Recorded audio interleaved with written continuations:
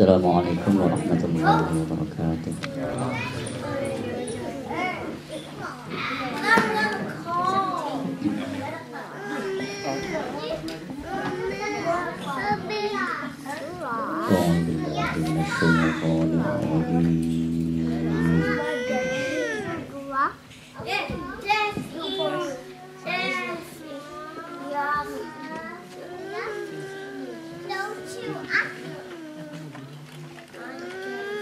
Bismillahirrahmanirrahim.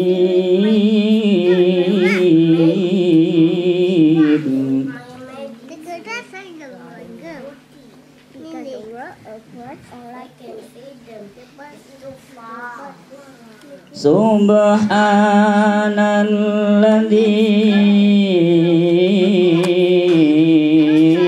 asra bi'abdihi laylan minal masjidil haram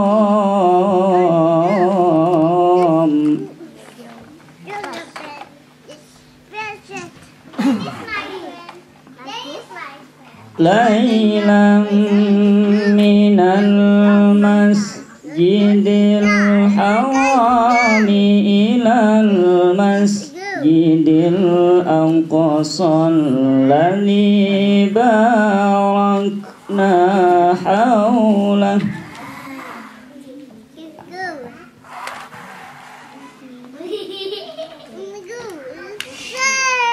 alladzi barakna hawlahu linuriyahu min ayatina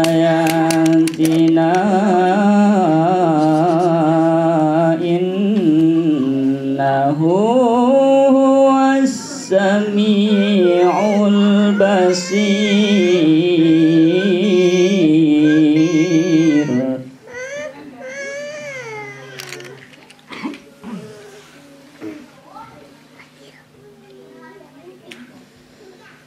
Bismillahirrahmanirrahim.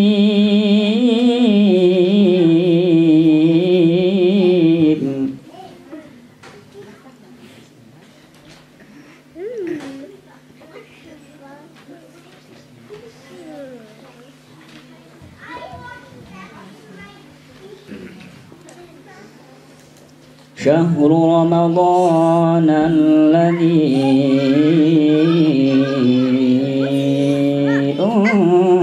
unzila fihi al-Qur'an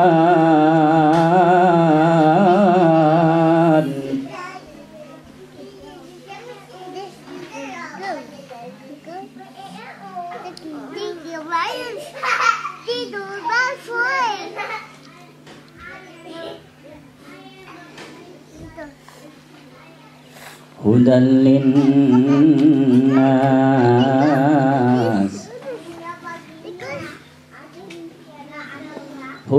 linnas wa bayyinatin minal huda wal furqan.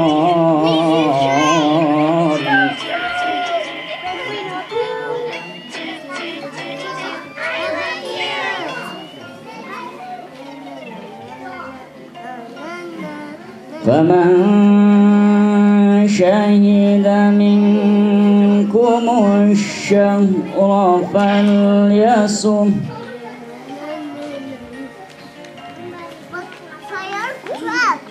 wa man kana minkum maridan aw ala safarin fa'iddatun min ayyamin ukhra.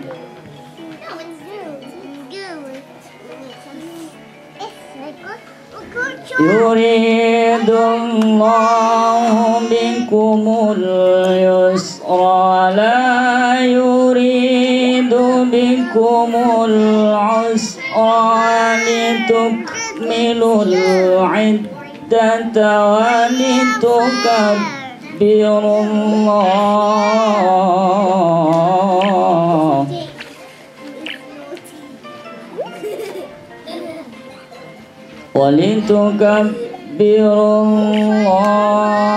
على ما هداكم ولعلكم تشكرون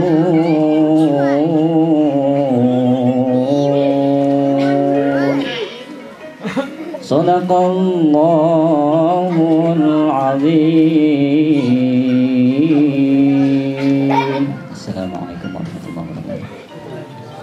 Assalamualaikum warahmatullahi wabarakatuh. Assalamualaikum warahmatullahi wabarakatuh. Alhamdulillahi rabbil alamin. Alhamdulillah alladzi ja'ala ramadhana syahran mubarakan lil mu'minin. Farada fihi siyam wa insyaallah sayaj'alunallahu minal muttaqin insyaallah. Allahumma salli wa sallim ala habibina Muhammadin wa ala alihi wa ashabihi wa man tabi'ahum bi ihsanin ila yaumiddin. Qala ta'ala fi kitabihil karim, a'udzu billahi minasy syaithanir rajim. Bismillahirrahmanirrahim. Syahrul Ramadan alladzi unzila fihi al-Qur'an hudan lin-nasi wa bayyinatin minal huda wal furqan. Faman syahida minkum asy-syahra falyasum wa man kana maridan aw ala safarin fa'iddatun min ayyamin ukhar yuridullahu bikumul yusra wa la yuridu bikumul usra wa litukmilul 'iddata wa litukabbirullaha ala ma hadakum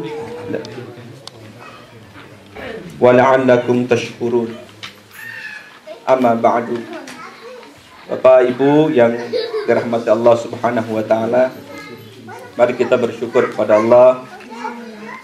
Siang hari ini Allah masih memberi kesempatan kita untuk bersilaturahmi, untuk beramah tamah, untuk bersama-sama kita mendengarkan kalimat thayyibah sudah dilantunkan tadi oleh Gus Ulum. Insya Allah memberikan rahmat untuk kita semua. Dan sedikit yang akan saya sampaikan juga semoga bisa menerangi saya, khususnya keluarga, dan juga insya Allah bisa kita ambil manfaatnya. Amin ya rabbal alamin. Hadirin rahimakumullah, saya diminta untuk bicara tentang Ramadan, tentang keutamaan Ramadan, serta sedikit nanti kita akan bicara tentang puasa Ramadan. Allah Subhanahu wa taala khaliqus samawati wal ard, khaliqu kulli syai', pencipta langit dan bumi, pencipta segala sesuatu. Dialah yang memiliki hak prerogatif untuk menentukan tempat-tempat mana saja yang istimewa. Demikian juga dia memiliki hak mutlak untuk menentukan waktu-waktu apa saja yang istimewa. Manusia boleh menentukan waktunya yang istimewa, tempat yang istimewa, yang berkesan untuk dirinya, atau waktu yang sangat berkesan, kenangan yang indah, atau apapun itu namanya. Tapi Allah yang maha berhak untuk menentukan mana waktu-waktu yang istimewa bagi Allah Subhanahu wa taala, yang dimana di situ Allah memberikan atau menjanjikan pahala yang berlipat ganda, yang lebih tinggi, dan juga tempat-tempat atau makom-makom yang mustajabah.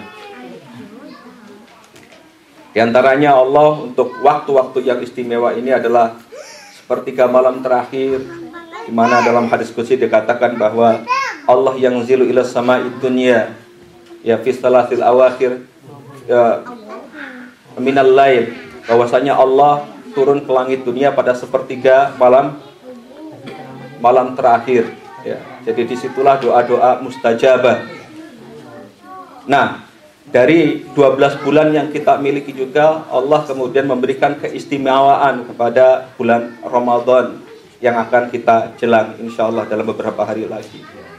Maka Ramadan adalah syahrul mubarak. Rasulullah SAW bahkan sampai berdoa khusus untuk Ramadan ini. Beliau berdoa, Allahumma ballighna, Allahumma barik lana fi Rajab wa Sya'ban wa ballighna fi Ramadan wa ballighna Ramadan. Ya Allah, berikanlah kami berkah pada bulan Rajab, bulan Sya'ban, dan balighna, sampaikanlah kami ya kepada bulan Ramadan. Dari surat yang ayat dibacakan oleh Gus Ulum tadi, Allah menas dengan jelas bahwa di antara keistimewaan Ramadan adalah karena Ramadan syahrun unzila fihil Quran. Ramadan istimewa karena di dalamnya Al-Quran diturunkan. Maka konsekuensinya adalah apa? Hudal linnas. Kalau Allah menyatakan Al-Quran sebagai huda, maka manusia harus yastahdi. Kalau Allah menyatakan Al-Quran adalah petunjuk, maka manusia harus menyengaja untuk mengambil petunjuk. Menyengaja itu effort. Ada usaha untuk memang mencari petunjuk di dalam Al-Quran. Karena Al-Quran di dalamnya adalah informasi atau kalamullah yang diberikan kepada kita untuk sumber kebahagiaan kita, hidup baik di dunia maupun di akhirat. Jadi jika kita tidak memahami petunjuk, jangankan akhirat, yang konsekuensi salahnya sangat berat, sangat fatal. Ada surga, ada neraka. Nerakanya tentunya jauh lebih panas daripada kompor gas di rumah kita. Ya, panasnya jauh lebih menyengsarakan daripada kesetrum listrik. Kita salah memahami instalasi listrik saja, salah memahami petunjuk instalasi listrik saja, masa risikonya akan fatal. Salah memahami petunjuk hal-hal yang bersifat duniawi saja bisa berakibat fatal, apalagi jikalau Allah jelas mengatakan Al-Quran adalah huda. Dzalikal kitabu la raiba fihi huda lil muttaqin. Huda, petunjuk. Maka konsekuensi bagi kita adalah untuk mencari petunjuk itu, memahami petunjuk itu, dan berlaku sesuai dengan petunjuk.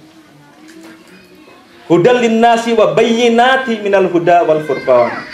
Selain petunjuk, Al-Quran juga bayyinati minal huda. Al-Quran juga adalah penjelas, penerang bagi petunjuk-petunjuk itu. Maka tafsir yang paling baik adalah tafsirul Quran bil Quran. Menafsirkan Al-Quran dengan Al-Quran. Karena ayat Al-Quran ditafsirkan dengan ayat yang lain. Baru setelah tafsir Al-Quran tidak ada kemudian tafsirnya dalam Al-Quran bayyinat, maka bayyinat yang lain kita cari dari sunnah Rasulullah Sallallahu Alaihi Wasallam. Itu disebut dengan tafsir bil ma'sur atau tafsir bil riwayah kalau dalam ilmu tafsir. Jadi penafsiran dengan riwayah atau tafsir dengan maksud. Baru setelah itu ada yang namanya takwil. Ya, tentunya yang tahu takwilnya adalah orang-orang yang mengerti, orang-orang yang memiliki kemampuan untuk melakukan takwil. Nabi Yusuf alaihissalam adalah orang yang diberi anugerah oleh Allah untuk takwilul ahadis, untuk bisa menafsirkan, menakwilkan ahadis, peristiwa-peristiwa. Tidak sebatas mimpi, tapi menafsirkan peristiwa. Jadi takwil itu adalah berbeda dari makna zahirnya, berbeda dengan makna yang diambil adalah berbeda dengan yang zahir. Jadi saya contohkan kalau misalnya ada kita ditanya misalnya, Mas Awal, tadi lihat pola enggak? Tahu pola enggak? Tahu. Kata-kata tahu kalau kita translate ke dalam tulisan itu artinya adalah tahu. Tetapi kita paham bahwa kata-kata tahu itu menunjukkan dia tidak tahu. Nah, jadi ada takwil. Jadi kalau misalnya bapak-bapak ditanya, Mas, tadi tahu nggak itu? Tahu. Itu kalau misalnya ditranskrip ke dalam bahasa tulisan, dia akan diartikan dia tahu, bukan tidak tahu. Padahal artinya adalah tidak tahu. Anda langsung melakukan penakwilan namanya itu. Oh, orang ini tidak tahu meskipun ngomongnya tahu. Itu takwil. Jadi butuh konteks, butuh suasana, mengerti bahwasanya sama dengan kata-kata diamankan. Misalnya untuk Indonesia bukan berarti kemudian aman benar. Wah, dia sudah diamankan, jadi mungkin dipukulin. Itulah itu diantara tawil. Bayyinati minal huda, ada bayyinat, penjelasan. Artinya apa? Allah menyuruh kita di dalam bulan Ramadan ini untuk tadarrus. Ya, bahasa Arab dari darrosa yudarrisu tadris, nudarris, kita belajar. Kalau di sekolahan, di pondok, kalau di kuliahan kita mengenal namanya buku daras. Berarti buku daras itu buku pokok, ya. Untuk mendaras, orang Jawa bilang deres, ya. Jadi deres itu bisa jadi orang Jawa juga untuk nira, untuk enau itu dia dideres airnya. Artinya deres itu diambil saripati, diambil esensinya. Tidak hanya sebatas dibaca, tetapi lebih kemudian kita memahami apa itu isinya. Al-Ghazali mengatakan Al-Quran itu laksanya permata, semua sisi bisa dilihat ini. Al-Quran juga laksana lautan. Ada orang yang datang ke sana hanya untuk menikmati keindahan pantai, sudah senang dia. Ada orang yang kemudian menyelam, melihat dia, oh ternyata ya banyak ikan, banyak kekayaan. Dan ada kata dia menyelam lagi, dia akan menemukan mutiara. Maka tergantung cara kita mendekatinya. Maka semoga dulu para sahabat Nabi sangat membatasi untuk membaca Al-Quran. Karena apa? Karena mereka ingin berkonsekuensi, tidak sebatas membaca, tetapi juga untuk memahami dan mengamalkan apa itu isi Al-Quran. Dan Allah jelas mengatakan bahwa Syahrul Ramadan alladzi unzila fihil Quran hudal linnas wa bayyinatin minal huda wal furqan. Ya, pembeda. Ya.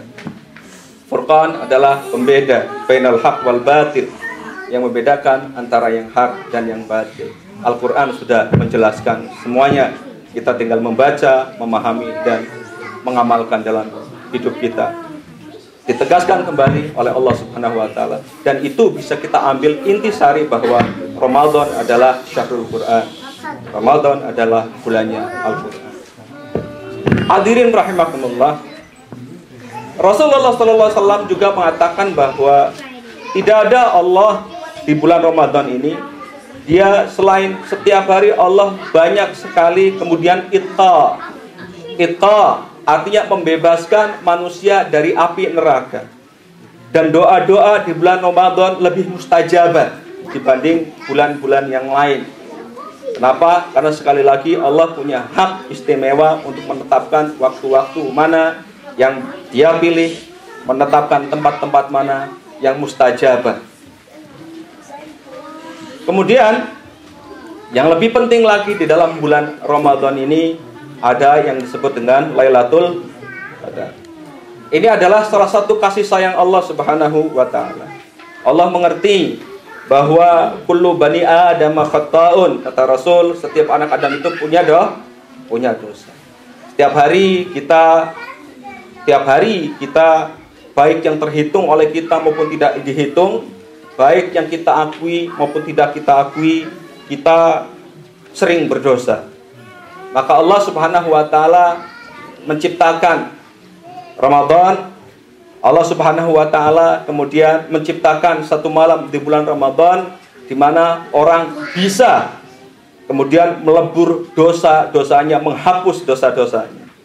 Dalam satu hadis Bukhari mengatakan bahwa man qama Lailatul Qadri imanan wa ihtisaban ghufira lahu ma taqaddama min dzambih. Barang siapa yang qama, membangun atau membangunkan, meramaikan gitu, qama. Ya. Boleh diartikan qiyamul lail, salat. Boleh qiyamul lail artinya qoma bi, itu artinya melakukan sesuatu. Ya.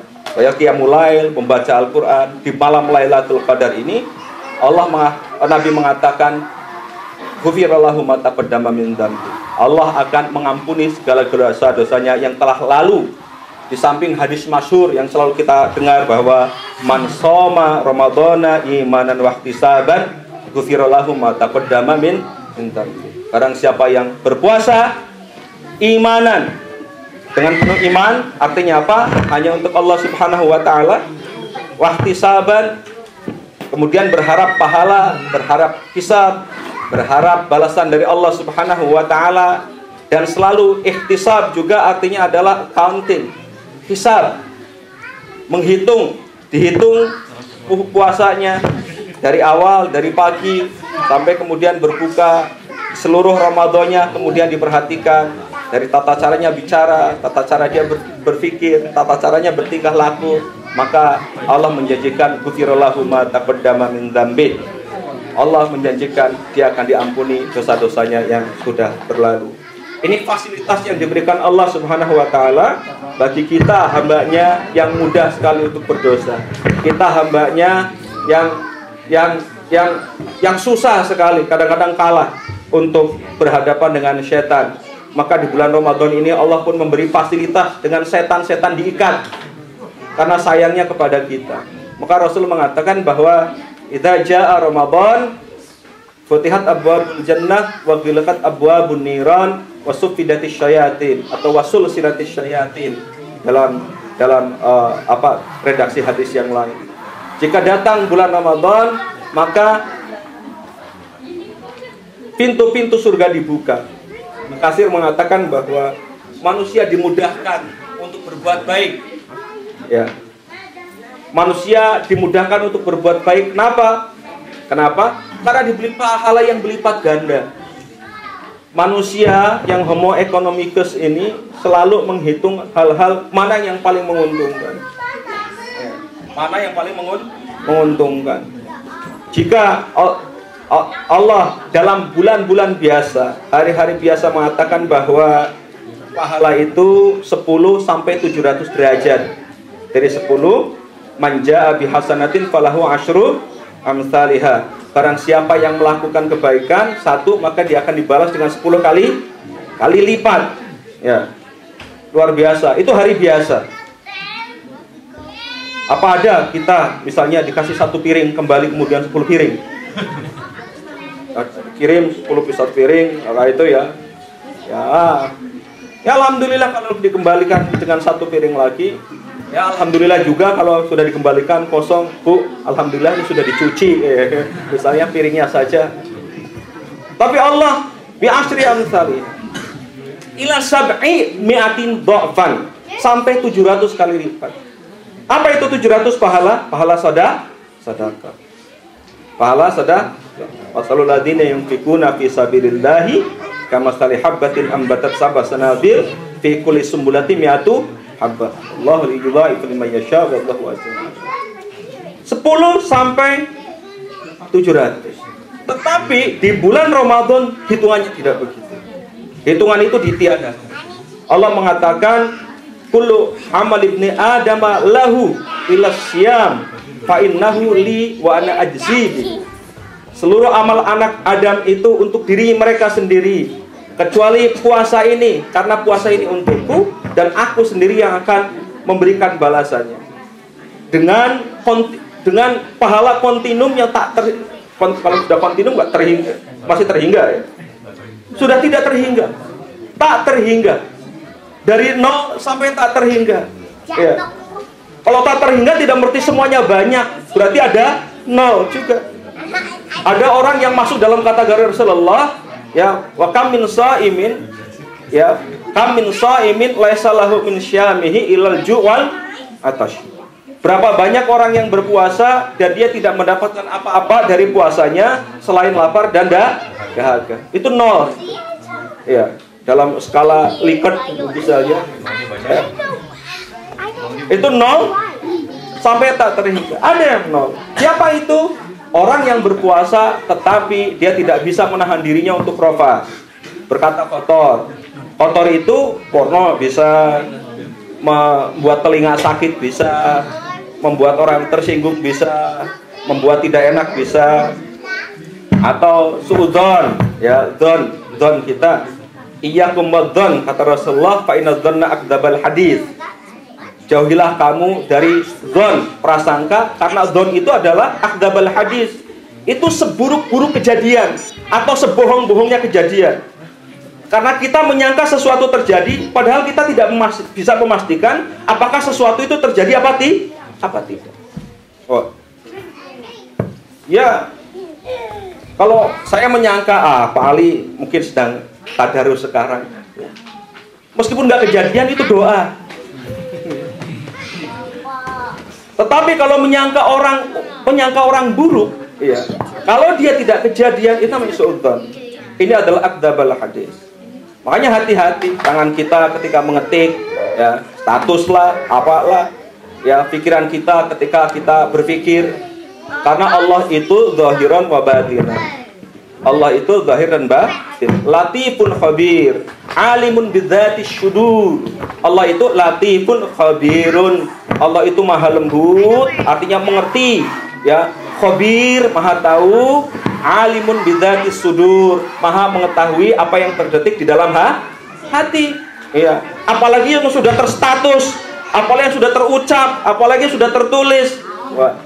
Ma min lafdin yulfadu illa ladahi raqibun atid. Tidak ada kata yang terucap, tidak ada redaksi yang tertulis, kata yang tertulis kecuali langsung raqib atid ditulis, wallahu sari'ul hisab. Ya, innallaha sari'ul hisab. Allah itu hisabnya sangat cepat. Iya, langsung dicatat, langsung di ini. Kita aja yang menganggap bahwa kalem aja. Waktu tobat masih panjang. Ya. Karena apa? Ketika kita menyangka sesuatu, ketika kita berencana sesuatu, yakinlah bahwasanya Allah merencanakan sesuatu. Wa makaru wa makarullah innallaha khairul makirin. Ya. Sehingga berencanalah yang bagus, berpikirlah yang bagus, planning bagus, sehingga Allah pun membuat planning yang bagus untuk kita. Ada orang yang memplanning, mumpung masih muda, boleh berdosa, bisa hura-hura, foya-foya, nanti usia 45 tahun saya tobat. 45 tahun pulang sehari, dia dimatikan oleh Allah. Bisa aja. Maka berencanalah yang bagus. Hadirin rahimakumullah. Jadi itu fasilitasnya yang diberikan di bulan Ramadan. Tadi apa? Ada Lailatul Qadar. Yang kedua, diampuni seluruh dosa-dosa kita. Yang ketiga, kemudian dimudahkan kita berbuat baik. Dengan apa? Dengan cara dibuka pintu surga dan diikatnya setan serta ditutupnya pintu-pintu neraka. Saya sering mengatakan bahwa jikalau pintu neraka sudah ditutup, pintu surga dibuka lebar-lebar, setan sudah diikat, apa manusia kemudian otomatis masuk surga? Mau? Tidak. Ini uniknya manusia di situ. Uniknya yang namanya makhluk manusia, al-insan, itu di situ.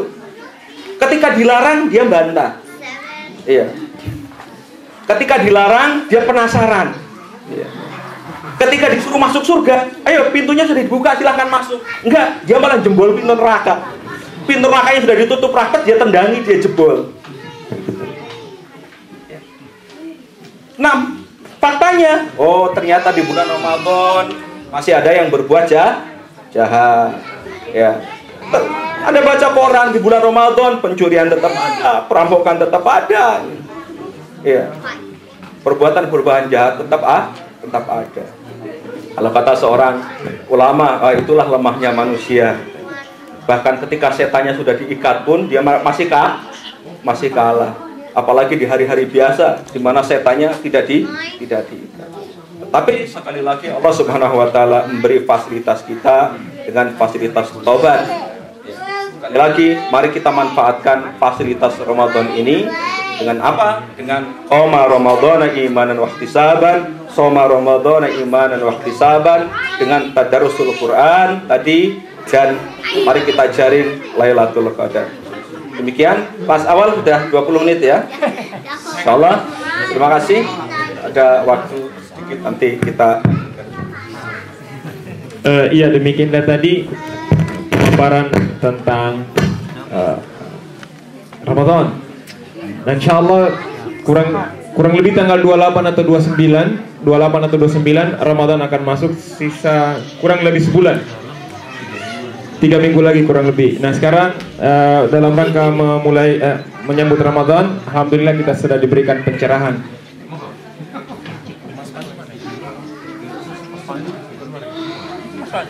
Ya, sebelum kita lanjut, saya ingin mengucapkan selamat kepada Mas Pandu atas kelahiran anak yang ketiga, dan semoga menjadi anak yang soleh dan membanggakan kedua orang tuanya. Amin ya rabbal alamin.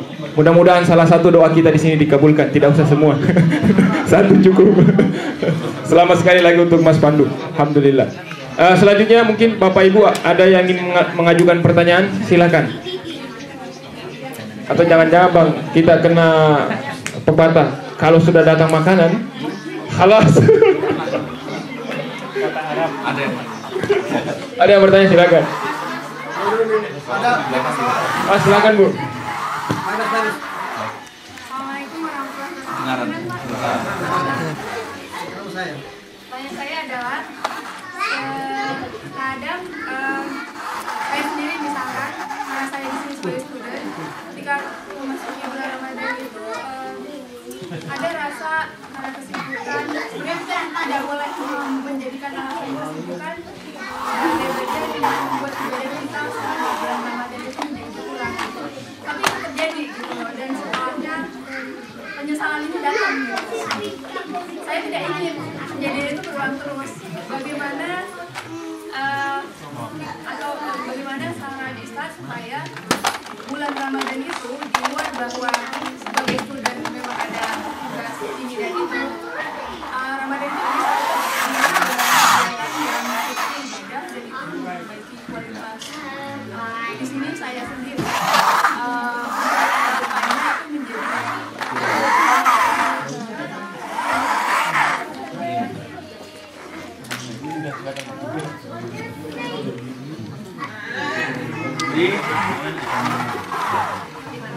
bahkan untuk bisa sabar ibadah itu, kita memohon pertolongan Wasbir wa ma sabruka illa billah. Bersabarlah, bahwa sesungguhnya kesabaran kita memang selalu bersama Allah. Artinya apa? Di antara doa-doa kita setiap hari ya adalah doa Allahumma a'inni ala dzikrika wa syukrika wa husni ibadatika. Ya Allah, tolonglah aku a'inni ala dzikrika, untuk selalu ingat kepadamu, wa syukrika, untuk selalu mensyukuri nikmat-nikmatmu, wa husni ibadatika, dan untuk selalu beribadah baik kepadamu. Jikalau kita khusyuk sholat, itu karena dihusyukkan oleh Allah. Jikalau kita kuat berpuasa, maka itu pun karena Allah memberikan kekuatan kepada kita. Maka ada la haula wala quwata illa billah. Rasul bersabda kepada para sahabatnya, maukah aku tunjukkan kepada kamu kanzun min kunuzil jannah, perbendaharaan dari perbendaharaan surga. Apa itu? La haula wala quwata illa billah. Haulun wa quwwatun, kekuatan, kalau orang Indonesia mengartikannya daya dan upaya. Daya yang kita miliki, potensi yang kita miliki, baik akal pikiran, hati, fisik, semuanya itu tidak akan ada, tidak akan muncul, tidak akan teraktualisasi kecuali illa billah, kecuali bersama Allah. Kecuali bersama Allah. Ya, jadi puasa kita bersama Allah. Apapun yang selama bersama Allah itu adalah ibadah. Jangan dikira kalau misalnya ngerjakan tugasnya supervisor bukan ibadah. Tapi ini kan bukan bacaan kan Pak. Ini kita lagi buat assignment. Apapun, karena apapun, Ibnu Taimiyah mengatakan bahwa ibadah adalah kullu ma yuhibbuhullah. Ya. Minal af'al imma zahiran aw batinan. Apapun semua yang dicintai oleh Allah. Mengerjakan kewajiban kita, student Anda punya kewajiban untuk belajar adalah salah satu yang dicintai Allah, itu adalah ibadah. Ya, mencari nafkah dicintai oleh Allah, itu adalah ibadah. Ya, jangan pernah terpikir bahwa ibadah itu sholat saja. Ya, tidak. Allah mengatakan bahwa fa idza qudiyatis sholatu fantashiru fil ard wabtaghu min fadlillah. Jika sholat sudah ditunaikan, maka bertebaranlah kalian di muka bumi. Wabtaghu min fadlillah, carilah keutamaan Allah. Fadlullah itu apa? Ilmu dan harta. Itu fadlun, keutamaan yang kita cari. Ya. Tetapi jangan lupa wadzukurullaha katsira. Ketika mencari ilmu, mencari harta, mencari keutamaan-keutamaan hidup dunia ini, tetap berzikir, tetap mengingat Allah. Sehingga beda pedagang yang dalam dagangnya berzikir beda. Mahasiswa yang ketika mengerjakan assignment, mengerjakannya sambil berzikir atau sambil marah-marah, sambil jengkel, beda. Ya. Semuanya akan berbeda. Ya. Maka orang bekerja ketika dia berzikir kepada Allah, niscaya dia tidak akan korupsi, tidak akan manipulatif. Jadi wadzukurullaha katsir. Kalau kerja di toilet boleh berzikir nggak? Ya? Kalau kerjanya keliling di toilet. Ini di toilet. Jangan buka rahasia.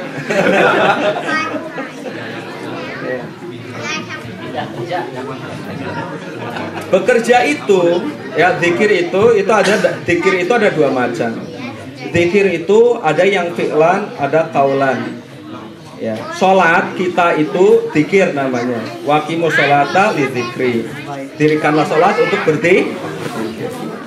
Salat itu ada rukunnya, rukun fi'li sama rukun qauli, rukun perbuatan, ruku, sujud, i'tidal, dan ada rukun perkataan. Zikir pun sama. Anda berbuat baik, itu sedang berzikir namanya. Sedang mengingat Allah. Kalau Anda sedang berbuat baik, itu adalah sedang mengingat Allah. Tentunya perbuatan kita selalu ditimbang dari sisi niat dan prosedur. Ya. Wa ma umiru illa liya'budullaha mukhlishin. Itu keikhlasan itu. Jadi ya seperti biasa, amalan-amalan baik yang kita lakukan, belajar dan lain sebagainya seperti biasa, cuma ada tambahan effort. Tadarus Al-Qur'an lebih banyak begitu, memahami Al-Qur'an lebih banyak, ya. Terima kasih. Rasulullah itu orang baik. Dalam sebuah hadis saya baca, bersyukur sama Android ya, ada hadis Bukhari, ada hadis Muslim, saya baca itu. Ya. 10 menit atau setengah jam itu bisa dapat dengan puluhan ya, tinggal set gitu aja. Ya, jadi Rasul itu di hari-hari biasa dia orang baik, ya, jawad, tetapi dia ajwadun nasa fi Ramadan. Tetapi di bulan Ramadan dia lebih baik lah. Ya, kalau tadinya sholatnya sunahnya ya kadang-kadang ya di bulan Ramadan ditambahi. Kalau sedekahnya biasa-biasa di hari biasa, di bulan Ramadan luar biasa. Segala sesuatunya dibuat luar biasa di bulan Ramadan. Termasuk belajarnya. Ya. Termasuk ya keluhannya untuk assignment dikurangi misalnya. Untuk keluhannya untuk garap etik juga kita dikurangi. Terima kasih. Ya, terima kasih pertanyaannya. Saya kira itu hampir semua masalah kita yang students di sini. Saat kita lanjut lagi 1-2 pertanyaan sebelum kita ke acara selanjutnya dari Bapak Ibu sekalian, ada lagi, silakan.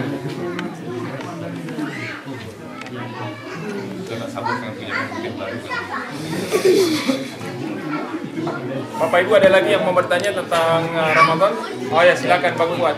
Ya, Pak Ustadz, kita kan banyak tersebar kalau pas Ramadan itu kan tidur itu ibadah.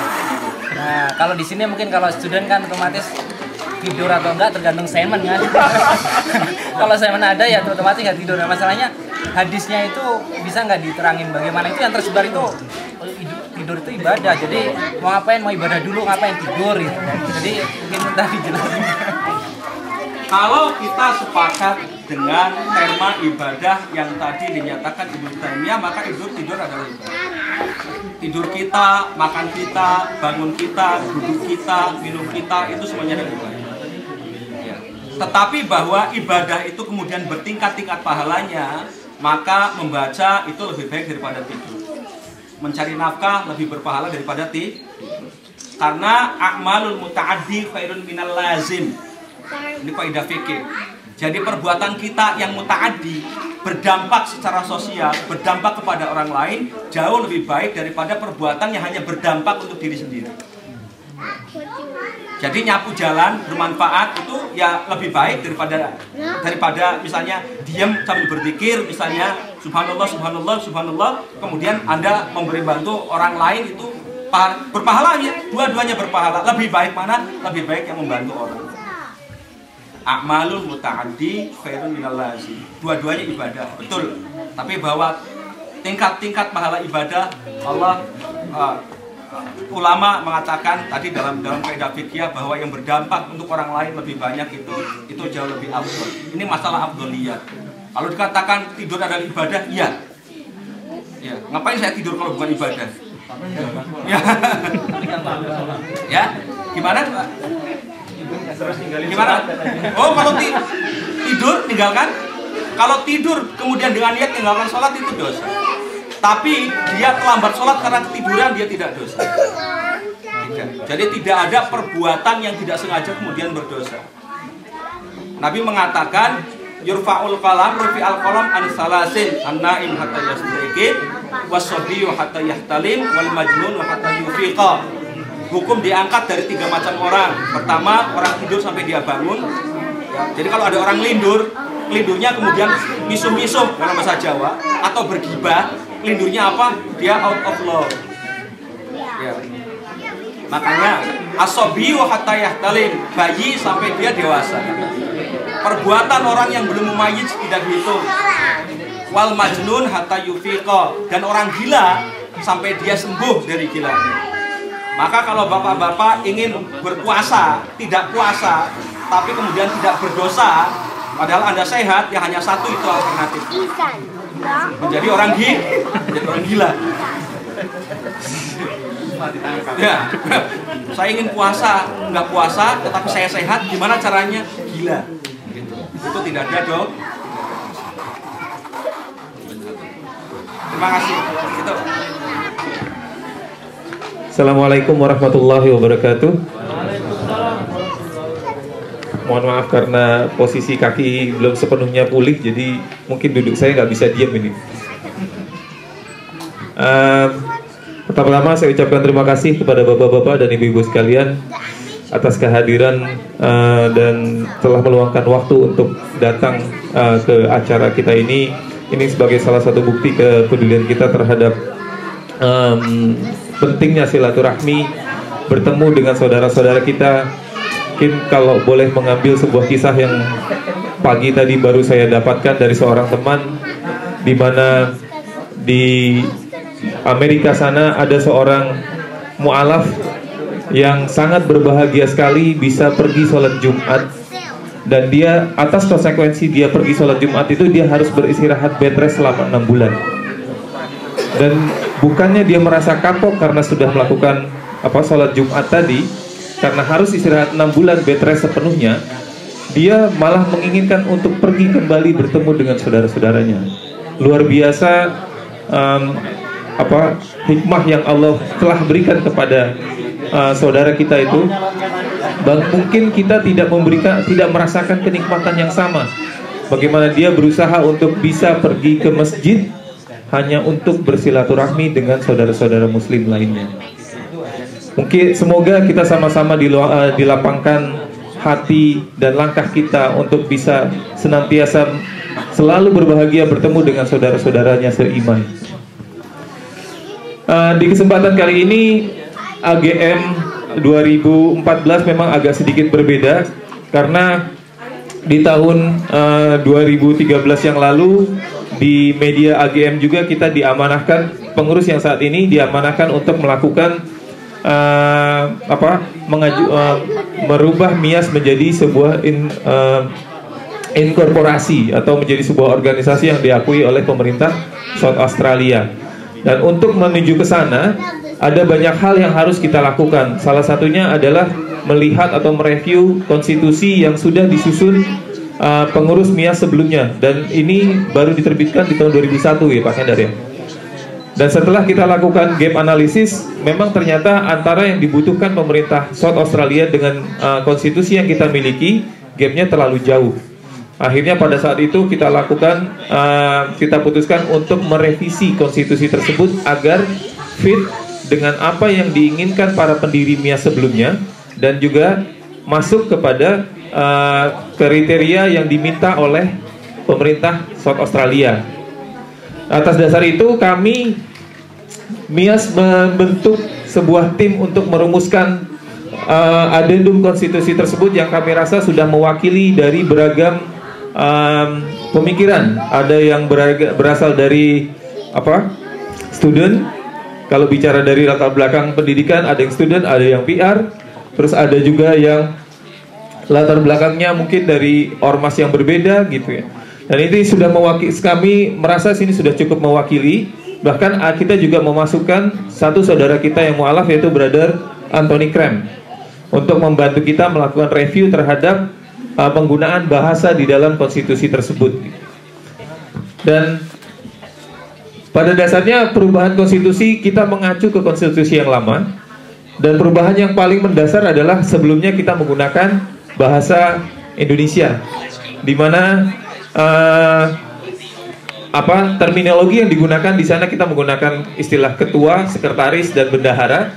Dan otomatis karena kita menggunakan bahasa Inggris, dan hampir semua organisasi di sini menyebutkan kalau dipimpin oleh seorang presiden gitu. Ya kan, di sini pun kita menggunakan terminologi yang sedikit berbeda, yaitu presiden, secretary, dan treasury. Dan sebelumnya di konstitusi yang lama kita memiliki ada sekitar 7 bab dan 13 pasal. Dan perubahan yang terjadi yang dilakukan oleh teman-teman yang tadi saya tunjukkan sebelumnya, mereka menyusun ini berubah menjadi 10 bab dan 46 pasal. Jadi bisa dilihat seberapa besar effort dari teman-teman ini kalau dilihat dari, kalau kita kuantifir apa yang ada di dalam konstitusi yang baru tadi. Dan di konstitusi yang lama tidak sepenuhnya memenuhi kriteria yang diminta dari pemerintah South Australia, yaitu tidak berbicara mengenai membership dan bagaimana keuangan dikelola dan bagaimana terjadi general meeting itu dilakukan. Dan di konstitusi yang baru ini,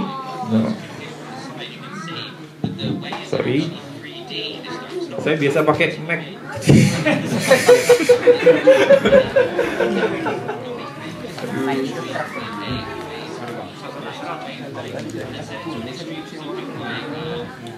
Jadi saya coba sandingkan side by side. Ini adalah konstitusi kita yang lama, yang sebelah kiri atau dulu disusun tahun 2001, dinamakan Perumahan Organisasi Masyarakat Islam Indonesia di Australia Selatan.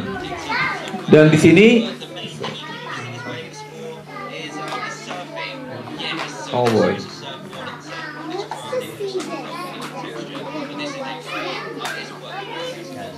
kita bisa lihat preambul masih sama, yaitu ditranslatekan dari bahasa Indonesia ke bahasa Inggris. Dan baru terjadi perbedaan di sini. Pasal 1, nama, sifat, dan waktu juga kita menggunakan yang sama. Tapi di dalam ini sebelumnya tidak didefinisikan lebih jauh siapa yang disebut sebagai komite, apa itu general meeting. Dan di sini di konstitusi yang baru, sorry.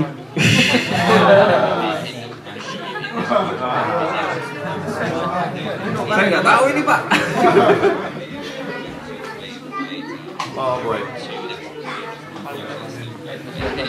Di sini juga kita bicarakan kalau di dalam konstitusi yang lama hanya disebutkan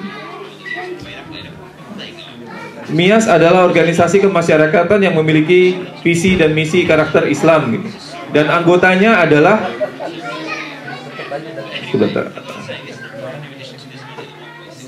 keanggotaan MIAS terbuka bagi semua orang Indonesia yang beragama Islam di Australia Selatan. Dan untuk ini kami melakukan revisi yang cukup signifikan, yaitu di mana membership kita extend menjadi tidak hanya orang Indonesia yang beragama Islam, tapi juga partner dari orang Indonesia yang beragama Islam dan berada di sini. Bayangkan kalau seandainya ada orang Indonesia menikah dengan orang Australia, suaminya tidak menjadi anggota dari MIAS, istrinya jadi anggota dari MIAS.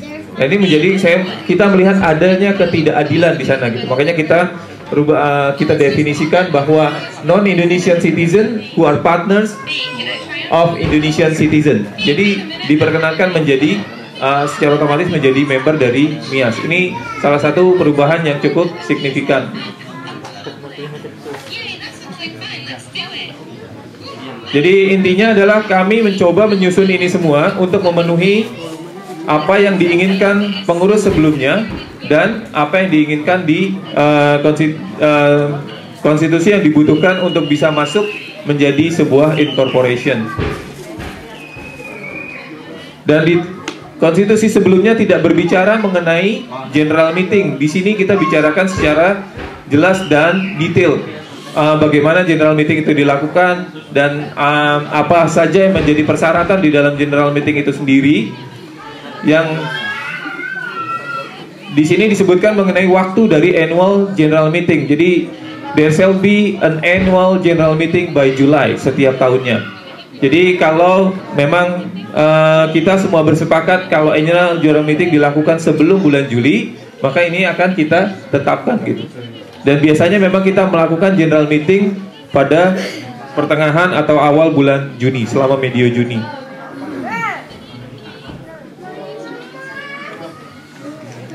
Dan di sini juga proceeding of general meeting sebelumnya tidak diatur di konstitusi yang lama ya Pak. Di konstitusi yang baru kita sebutkan setidaknya minimal ada 45 orang yang menghadiri general meeting tersebut. Kalau selama 60 menit pada saat waktu yang ditentukan tidak terpenuhi quorumnya, maka general meeting ditunda dan seterusnya gitu. Ini yang kita coba definisikan lebih lanjut. Jadi juga disebutkan mekanisme voting pada saat general meeting. Jadi pada saat nanti ketika saya sudah menyampaikan laporan pertanggungjawaban dan sudah diterima oleh teman-teman semua, maka saya akan serahkan tanggung jawabnya secara demisioner. Saya menjadi demisioner dan diserahkan kepada presidium. Mungkin pada kesempatan kali ini akan menjadi presidium adalah Pak Sukendar. Langsung ditunjuk.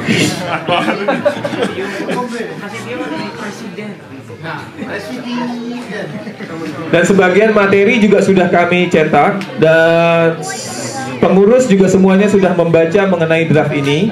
Dan alhamdulillah sampai saat ini tidak ada pengurus yang merasa keberatan atas perubahan konstitusi tersebut. Jadi kalau memang bapak-bapak dan ibu-ibu sekalian memiliki pandangan yang sama terkait dengan perubahan konstitusi ini, maka mungkin kami butuh pandangan dari bapak-bapak dan ibu-ibu sekalian, apakah perubahan yang telah dilakukan, disusun oleh teman-teman yang berasal dari beragam kelompok dan beragam latar belakang, disepakati oleh bapak-bapak dan ibu-ibu sekalian menjadi sebuah konstitusi baru MIAS bagi pengurus terhitung mulai hari ini dan seterusnya sampai dilakukan perubahan kembali.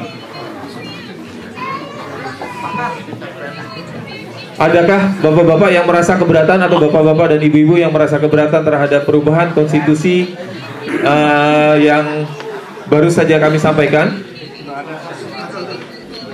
Silakan Pak. Assalamualaikum warahmatullahi wabarakatuh. Assalamualaikum warahmatullahi wabarakatuh. Terima kasih banyak Pak Presiden MIAS. Kalau menurut saya untuk disepakati atau tidak itu terlalu dini. Kenapa saya katakan demikian? Karena mungkin belum semua membaca secara detail, karena baru sekarang diterima, baru tadi pagi diberikan sama teman-teman di sini. Tapi karena ini harus setuju atau tidak? Kalau menurut saya tidak sebagusnya ini dikirimkan ke milis MIAS, kemudian dibaca, kalau ada tanggapan baru masukkan. Nah, ada satu hal yang seperti yang disampaikan tadi, bahwa perubahan pada keanggotaan tadi, apabila ada bukan hanya warga negara Indonesia tetapi partner dari warga negara Indonesia. Nah, ini perlu didefinisikan apa maksud dengan partner di sini. Karena kalau partner berarti dia itu bisa dikatakan adalah pasangan yang tidak menikah kalau di sini. Bisa dikatakan demikian dan bisa dikatakan bahwa pasangan itu menikah.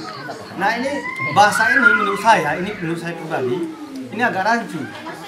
Jadi ini saran saja, kalau bisa kirimkan ke milis, kemudian barangkali ada yang mau mencerna tentang konstitusi ini. Tapi saya yakin konstitusi ini setelah disusun oleh teman-teman yang punya yang dipilih oleh presidennya segala macam. Saya yakin isinya bagus dan mungkin disetujui. Barangkali ada yang mau mendalami daripada institusi ini.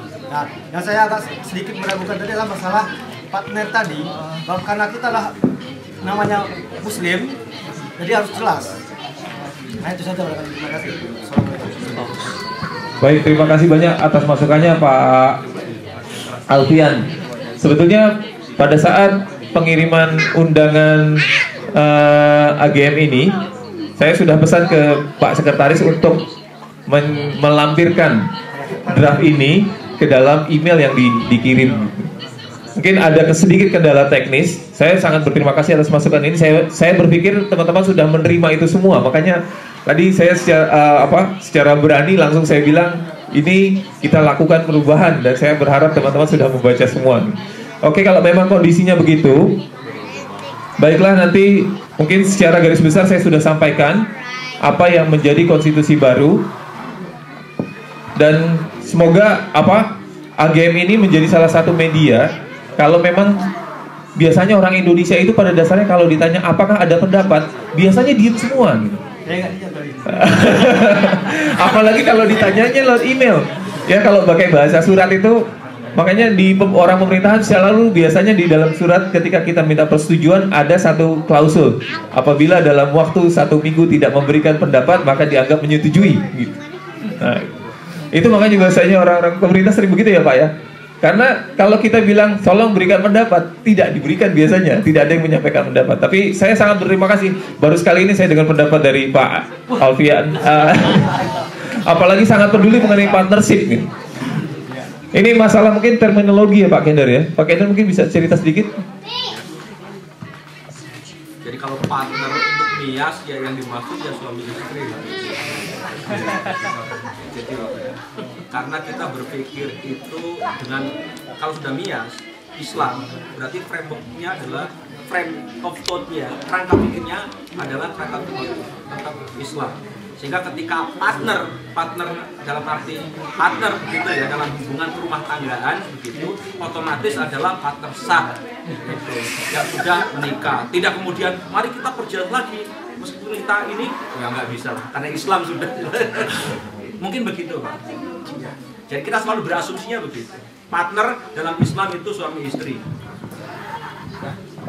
Boleh saya bertanya, saya bukan mau membantah tidak, karena inilah masalah bahasa tadi, partner, kalau di Islam itu partner mungkin ya suami istri betul. Tetapi kalau menurut orang Australia yang baca, dia akan berasumsi lain. Makanya saya kalau bisa, partner itu kita rubah gitu. Usul saja. Dideskripsikan lebih jauh gitu maksudnya Pak. Husband and wife adalah husband and wife gitu. Legal husband and wife. Oke. Baik Pak, notit. Terima kasih banyak. Ada lagi masukan yang lain? Mumpung belum disahkan gitu. Mumpung belum disahkan, itu belum ada, kayaknya belum ada selawatnya ya. Jadi mungkin selawat ditambahkan atau mungkin udah dibahas di tim mukadimahnya. Oh di mukadimah. Di mukadimah dimasukkan selawat. Oke. Mas DJ ada yang nyatet kan Mas DJ? Nyatet deh. Belum lancar. Sekretaris terakhir. Biar menjadi amanah baru buat pengurus berikutnya achievement gitu. Tadi saya berharap ini jadi achievement kami, ternyata kayaknya belum bisa jadi achievement kami. Sudah. Baik, ada lagi Bapak-bapak, Ibu-ibu sekalian? Terima kasih Bang Alfian. Udah noted ya. Ada lagi kah Bapak-bapak, Ibu-ibu yang ingin menyampaikan mengenai perubahan konstitusi ini? Setuju? Setuju. Oke. Terhadap perubahan yang tadi Pak Alfian sampaikan, mendeskripsikan lebih jauh mengenai partnership di dalam pasal membership. Terus kedua, memasukkan sholawat ke dalam mukadimah. Insya Allah akan kami masukkan kedua usulan tersebut ke dalam konstitusi yang baru ini. Dan juga yang sampaikan lupa sampaikan di Milis Mias supaya baca barangkali ada lagi yang mau. Baik, terima kasih banyak Pak. Nanti insya Allah akan disampaikan melalui Milis Mias Pak TJ, sekretaris terakhir di hari ini. Insya Allah akan menyampaikan itu melalui Milis media mailing list Mias.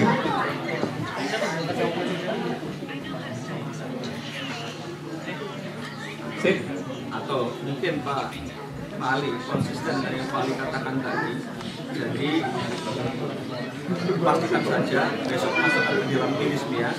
Ya, andai kata dalam jangka waktu 1 minggu tidak ada usulan apapun, maka itu otomatis sah dengan sendirinya dan menjadi landasan bagi pengurus selanjutnya. Oke, sepakat Bapak-bapak sekalian? Baik. Sah. Terima kasih. Sudah disahkan dalam waktu 1 minggu dengan catatan, disahkan dengan catatan meminta kembali pendapat dari rekan-rekan kita melalui media mailing list. Dan apabila dalam tempo 1 minggu tidak ada pendapat, maka secara otomatis konstitusi tersebut secara sah direvisi dan berlaku terhitung mulai hari ini. Oke, terima kasih Bapak-bapak dan Ibu-ibu sekalian. Ini adalah bagian pertama dari AGM kami. Mungkin untuk mempersingkat waktu, saya mau melanjutkan dengan laporan pertanggungjawaban pengurus Mias. Mungkin bapak-bapak dan ibu-ibu sebagian sudah menerima LPJ yang kami susun. Saya tidak akan berbicara mengenai panjang lebar mengenai apa yang ada di dalam sana. Saya akan mencoba menyingkat apa yang ada di dalam dokumen tersebut sehingga waktu kita lebih efisien. Jadi kurang lebih rangkuman kegiatan Mias secara garis besar adalah ini: pengajian rutin yang dilakukan selama bulan Ramadan. Kita melakukan ini setiap minggu, khusus pada bulan Ramadan, karena seperti yang Pak Kendar tadi sampaikan, kalau Rasulullah itu baik pada bulan-bulan tertentu, pada semua bulan, dan pada bulan Ramadan Rasulullah jauh lebih baik lagi. Dan begitu juga semangat yang Mias kobarkan. Kalau sebulan-bulan sebelumnya kita melakukan pengajian 1 bulan sekali, maka khusus untuk bulan Ramadan kita melakukan pengajian 1 minggu sekali. Dan yang dimulai dengan dan diakhiri biasanya dengan buka puasa bersama. Selain itu, kami juga menyelenggarakan kegiatan sholat Id. Tempatnya sama, selalu di Plaza Flinders. Dan untuk Idul Fitri dan Idul Adha, alhamdulillah semuanya terlaksana dengan baik.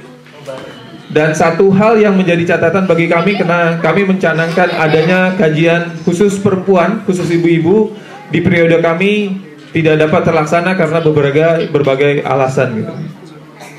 Mudah-mudahan di periode berikutnya bisa menyelenggarakan kegiatan khusus keputrian. Dan kita juga format dakwah yang disampaikan Mias tidak selalu melulu formatnya lecture atau pengajian seperti ini. Kita juga melakukan kegiatan-kegiatan lain, yaitu seperti rihlah atau outdoors event. Kita melakukannya di 2 tempat, di Raimil Park pada akhir tahun, dan juga pada saat kita welcoming new students di awal tahun 2014 ini. Kita juga terlibat dengan kegiatan anak-anak karena kami sadar anak-anak adalah potensi masa depan kita. Dan oleh karenanya kita libatkan anak-anak di 2 kegiatan yang secara garis besar, yaitu Parade Australia Days. Kebetulan Mias diserahi tanggung jawab untuk mengelola kegiatan ini. Dan kita juga menyelenggarakan lomba hafalan Al-Quran khusus bagi anak-anak. Kita menginginkan walaupun saya tidak hafiz, semoga anak saya bisa jadi hafiz dan hafizah. Dan format dakwah lainnya adalah melalui olahraga. Kita menyelenggarakan beberapa kegiatan turnamen atau kompetisi untuk olahraga bulu tangkis, tenis lapangan, dan sepak bola. Dan khusus tahun ini di Indofest, Mias juga terlibat sebagai member of boarding committee. Dan kita juga diberikan amanah untuk mengorganisir kegiatan kids activities yang dilaksanakan pada hari H atau pada Family Day. Dan Mias juga diserahi tanggung jawab untuk mempopulerkan games-games anak-anak tradisional di 2 sekolah yang waktu itu ditunjuk oleh AIA. Selain dari itu juga MIAS dan unit usaha dan divisi konsumsi berusaha membuat sebuah kegiatan untuk mengenerate income sehingga menambah saldo kas kita dan memudahkan kita untuk menyelenggarakan kegiatan dengan menjual makanan di food stall. Walaupun tahun ini tidak seramai tahun yang lalu, tahun sebelumnya, artinya revenue yang dihasilkan tidak sebesar tahun sebelumnya. Alhamdulillah tetap kita menghasilkan sebuah income untuk kas MIAS.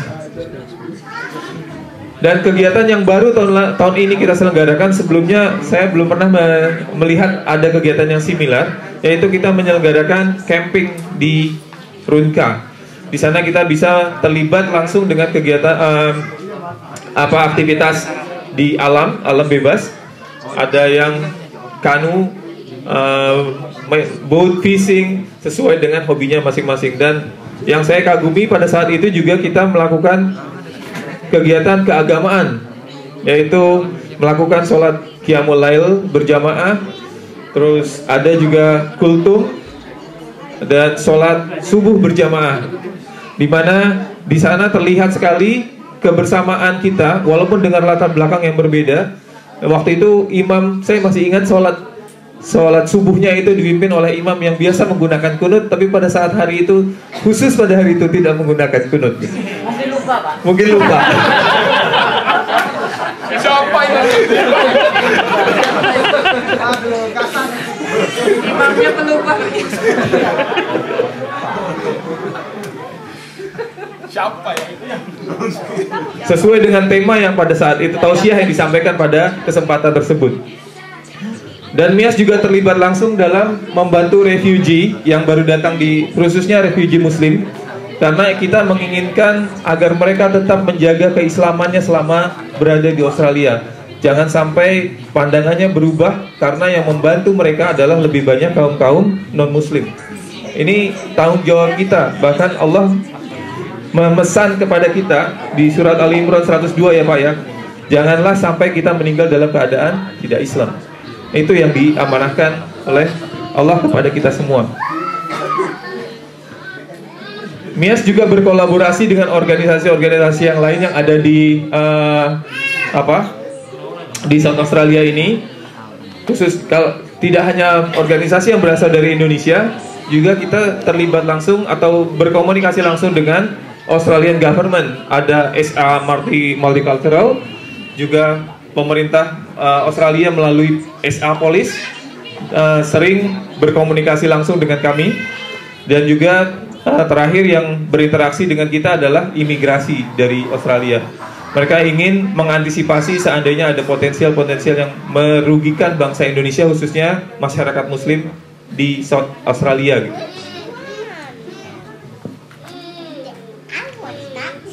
Dan khusus untuk saya akan berbicara sedikit mengenai pertambahan aset, karena di tahun ini kami mengamanahkan ke divisi dokumentasi untuk melakukan perekaman video semua materi yang disampaikan atau kegiatan-kegiatan yang diselenggarakan oleh MIAS sebagai salah satu bentuk dokumentasi real.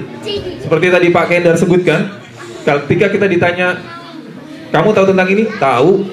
Kalau kita tulis dalam teks, itu artinya akan berbeda dengan ekspresi langsung yang dilihat secara real.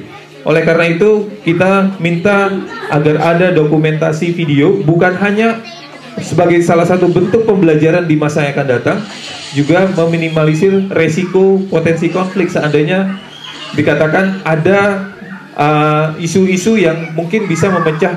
Terlalu mudah orang Indonesia ini untuk dipecah belah.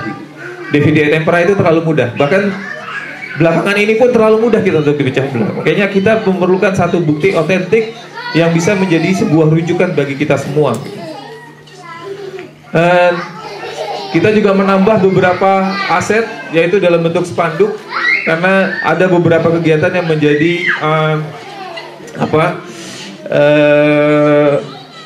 saya melihat produktivitas dari organisasi yang lain dengan mempopulerkan organisasinya lebih besar daripada MIAS. Dan MIAS tidak melakukan hal yang sama. Oleh karenanya saya melihat ini tidak ada yang salah dengan mempublikasikan MIAS melalui media-media seperti spanduk. Karena event-event yang diselenggarakan MIAS tidak diketahui ini siapa yang menyelenggarakan. Makanya pada saat camping di Runka, kita membuat sebuah standing banner dan kita pasang di sana kegiatan ini adalah diselenggarakan oleh MIAS. Ada satu hal yang sampai saat ini belum kami lakukan adalah penghapusan aset terkait dengan mushaf Al-Quran, karena kondisinya sudah sangat rusak sekali ketika saya terima 2 tahun yang lalu. Mungkin perlu fatwa ini. Saya juga karena nggak ada tim kita bukan pemberi fatwa ya Pak. MIAS tidak pernah melahirkan fatwa. MIAS hanya sebuah media untuk meningkatkan tali silaturahmi antara kita sesama umat Muslim gitu. Terkait dengan saldo kas, kita bisa lihat di periode sebelumnya saldo kas ada sekitar 4.850 sekian, dan di tahun ini walaupun ada peningkatan tapi tidak terlalu signifikan dibandingkan tahun lalu. Ada beberapa hal yang menyebabkan peningkatan saldo ini tidak signifikan. Pertama adalah jualan kita pada hari Family Day Indofest itu tidak terlalu menghasilkan banyak revenue, karena mungkin semua sudah mengetahui kalau jumlah pengunjung tidak sebesar tahun sebelumnya. Terus kedua, ada unpredicted expenses.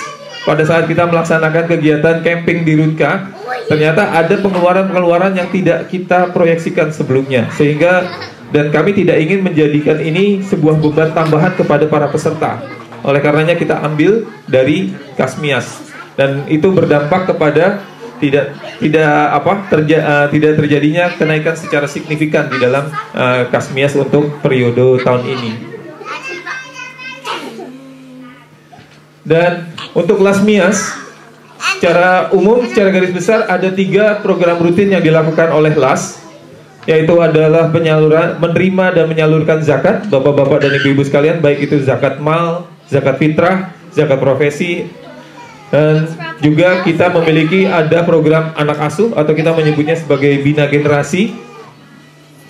Dan terakhir adalah kurban. Semuanya ada di laporan yang disampaikan kepada bapak-bapak sekalian. Karena ada keterbatasan hard copy, insya Allah soft copy-nya akan kami sebarkan melalui mailing list juga. Selain dari itu, MIAS juga tanggap bencana atau tanggap musibah. Sebagai salah satu beberapa musibah yang terjadi selama periode 2013-2014 adalah terjadi gempa di Aceh waktu itu, dan kita alhamdulillah berhasil mengumpulkan beberapa dolar dan diteruskan kepada yang berhak di Aceh sana. Kita juga terlibat memberikan bantuan kemanusiaan tidak hanya di Indonesia. Kita juga memberikan bantuan kemanusiaan kepada saudara-saudara kita di Suriah dan Mesir, di mana terjadi beberapa tragedi di sana, dan semua kita sudah tahu. Juga kita memberi bantuan kepada korban banjir di Jakarta dan banjir di Manado. Juga kita membantu saudara-saudara kita di yang menjadi korban ketika badai menerpa Filipina. Dan 2 yang terakhir adalah letusan Gunung Kelut dan Gunung Merapi. Waktu itu kita berkolaborasi dengan PPIA, PPSA, dan AIA, dan penyaluran khusus yang Merapi ini dilakukan oleh teman-teman PPIA-SA. Jadi kalau bapak-bapak dan ibu-ibu bisa lihat, kontribusi yang dilakukan oleh LAS MIAS tidak semata-mata diberikan kepada warga muslim. Kita juga mencoba memberikan kebaikan tidak hanya kepada orang muslim tidak hanya di Indonesia, kita juga memberikan perhatian kepada belahan dunia lainnya yang membutuhkan uluran tangan kita. Jadi itu yang telah LAS MIAS lakukan.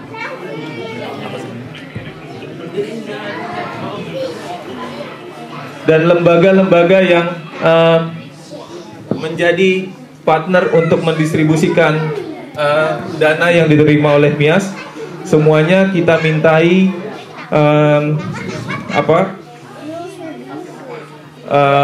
pertanggungjawaban pendistribusian dalam bentuk beragam, ada foto dan macam-macam, yang alhamdulillah semuanya bisa memenuhi kebutuhan tersebut gitu, untuk menjaga governance dan transparansi pengiriman uang yang diamanahkan kepada kami. Kami juga tidak ingin dana tersebut diterima kepada orang yang tidak berhak. Oleh karenanya kami minta kepada mereka untuk membuktikan kalau mereka telah memberikan tersebut kepada orang-orang yang memang semestinya menerima dana tersebut. Dan terakhir, MIAS memperoleh beberapa tawaran kerjasama, mungkin kepada pengurus MIAS periode 2014 dan 2015. Kemarin IMCV atau Indonesian Muslim Community di Victoria atau di Melbourne sana, mereka sudah memiliki 2 masjid. Dan mereka berencana akan hadir, katanya, kalau akan hadir ke South Australia. Dan kalau memang saudara-saudara kita di Australia, di South Australia membutuhkan bantuan untuk membeli masjid atau membeli gereja dan dikonversi menjadi masjid seperti yang mereka lakukan di Melbourne, mereka siap membantu. Gitu. Sebagai ilustrasi, mereka memaparkan kepada saya, mereka berhasil melakukan fundraising hampir sekitar $200.000. Bisa dibayangkan, saya nggak ngerti bagaimana mekanisme apa yang mereka lakukan di sana. Kalau nggak salah mereka bisa dapat 170.000, terus mendapatkan bantuan lagi dari Sydney sekitar 20.000. Wallahu a'lam bishawab. Itulah kekuatan ukhuwah gitu. Seandainya pengurus MIAS periode berikutnya bisa memanfaatkan kesempatan ini, akan menjadi satu kesempatan yang luar biasa kalau menurut saya. Kedua, PKPU juga menyampaikan mereka akan mengirimkan beberapa ustadz yang akan touring ke Australia. Kalau pengurus MIAS periode berikutnya membutuhkan bantuan tambahan pemateri untuk memberikan tausiah selama bulan Ramadan, insya Allah mereka juga siap bekerja sama dengan MIAS, katanya. Terakhir, ICSA juga ICSA juga mengajak MIAS untuk bisa berkolaborasi karena melihat kontribusi MIAS selama ini baik melalui penyebaran zakat dan juga membantu refugee. Oleh karenanya dan keberadaan ICSA dan MIAS yang sama-sama di South Australia akan memudahkan kita untuk berkomunikasi. Duduk aja, Mas. Terakhir, ini ada informasi yang baru saya terima hari ini. Kalau PCI betul Pak? PCI UNU Australia dan New Zealand dan yang bekerja sama dengan KIA akan mengundang Ustazah Dr. Fauzia, Dr. Faizah ke Adelaide di awal bulan Ramadan. Mungkin bisa membantu, setidaknya sudah bisa membantu pengurus MIAS periode berikutnya dalam menyelenggarakan atau merencanakan kegiatan-kegiatan di tahun 2014 sampai 2015. Mungkin itu yang bisa kami sampaikan. Kami atas nama pengurus MIAS periode 2013-2014 mohon maaf apabila ada kekurangan-kekurangan yang telah kami lakukan. Semata-mata memang kealfaan kami, keterbatasan kami dalam memberikan menjalankan amanah yang bapak-bapak, ibu-ibu berikan kepada kami. Semoga apa yang kami lakukan selama 1 tahun ini bisa banyak memberikan manfaat kepada kita semua, khususnya masyarakat Muslim Indonesia di South Australia, dan sehingga kita bisa meningkatkan tali persaudaraan, tali ukhuwah kita, ukhuwah Islamiyah kita, sehingga bisa menjadi contoh yang baik bagi kaum muslimin lainnya. Mungkin itu yang bisa kami sampaikan pada kesempatan kali ini. Billahi taufiq wal hidayah. Assalamualaikum warahmatullahi wabarakatuh. Selanjutnya kita akan menunggu acara yang tidak kalah pentingnya adalah pemilihan ketua baru 2013-2014. 2014-2015. Saya terlalu bersemangat. Untuk itu saya undang Pak Kendar sebagai pemimpin untuk acara ini. Silakan Pak.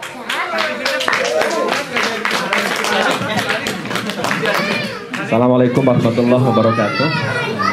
Alhamdulillahirabbil alamin. Allahumma shalli ala Muhammadin wa alihi washabihi ajmain, amma ba'du.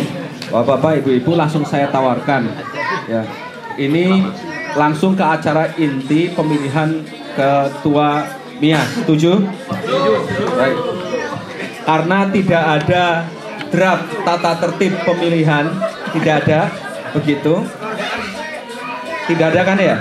Tidak ada draft tata tertib pemilihan, tidak ada ya. Oke, kalau begitu draft kita susun langsung lewat lisan di sini. Ya, kita sepakati. Oke, yang pertama saya ingin minta masukan bagaimana mekanisme pemilihan. Ya, mekanisme pemilihannya. Pertama bisa jadi Bapak Ibu kalau saya tawarkan dulu boleh mencalonkan siapapun, kemudian calonnya ditulis. Setelah itu nanti kita pilih calon-calon yang sudah ada di situ. Nanti berapa jumlahnya saya tawarkan. Ya, yang kedua setelah itu nanti dipilih 3 terbanyak. Setelah dipilih 3 terbanyak, kemudian kita pemilihan final. Setuju? Setuju? Setuju? Setuju. Baik, saya ketok setuju. Oh. Kemudian sekarang berapa untuk calon awal? 5 apa 7 apa 10? Awal cuma 1. Ya. Berapa? Berapa? 5. Langsung 3. 5 aja. 5. Ada 3, ada 5, ada 10. Pilih yang mana? 5. 5 Pancasila. 5. Baik. Dari 3, 10 sama 3, 10 sama 5 dipilih 5. Setuju? Baik. Kertas silahkan untuk disebarkan panitia.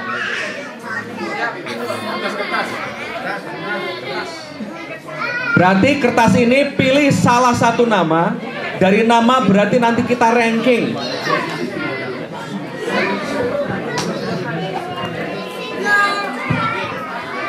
Papan tulis siap.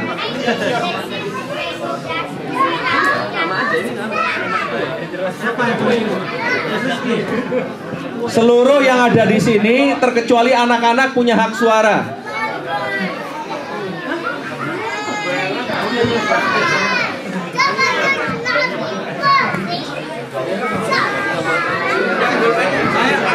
Saya punya nggak? Nggak punya. Ada yang ketua kelas dan ketua kelas.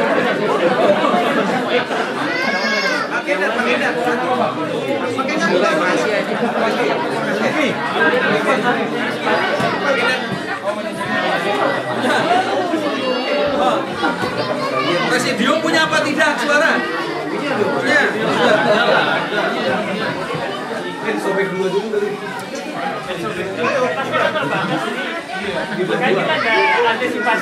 Ya, tolong jangan ditulis dulu.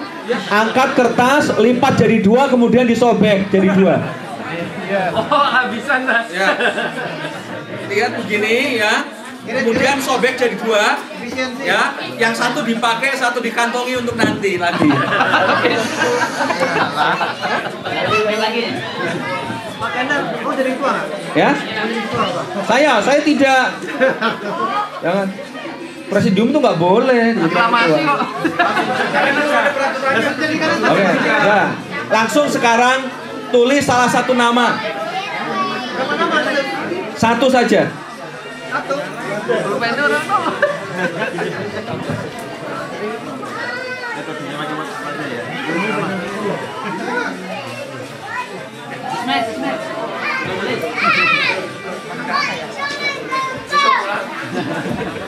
Udah, panitia.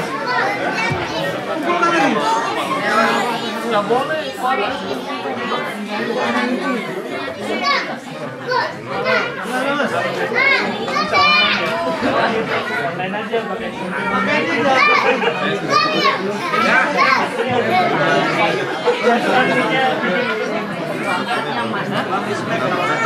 Ini.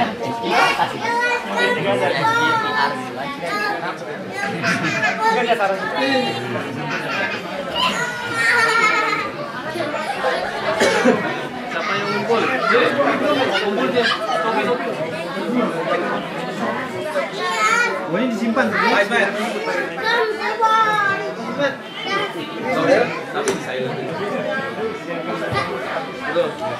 Itu sama absen.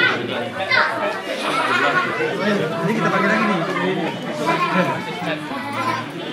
Biasa misioner dulu.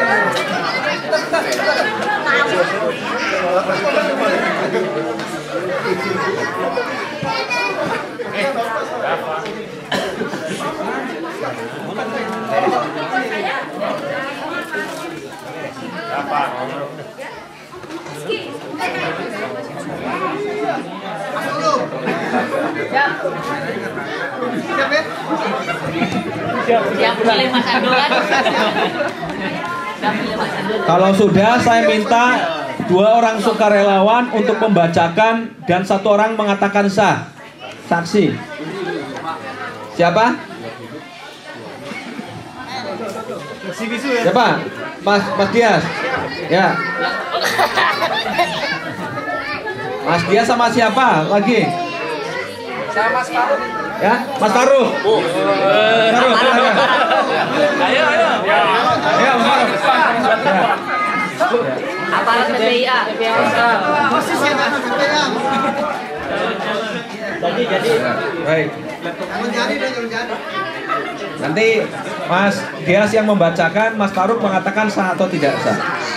Sudah semua ya? Ada lagi.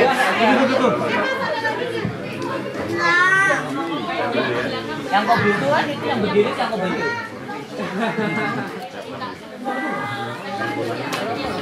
Bagi 2 enggak? Itu pun.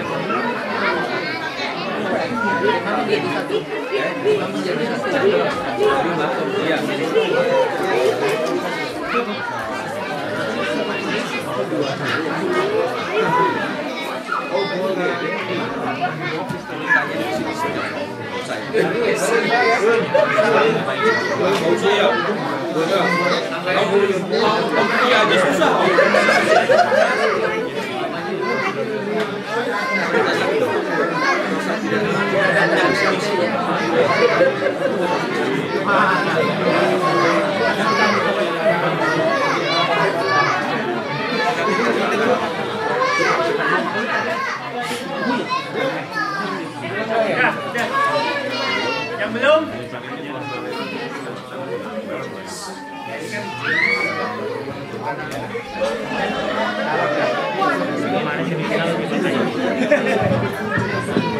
Ya, saudara-saudara, ini akan dibacakan, diambil ranking 5 terbesar. Setelah ranking 5 terbesar, kemudian para calon yang 5 dipilih tadi kita minta untuk duduk di depan dan kita pilih salah satu sebagai ketua MIAS. Setuju?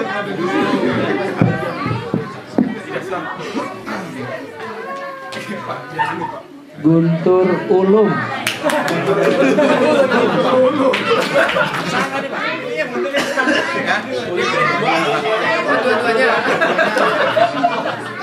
Belum bisa kan?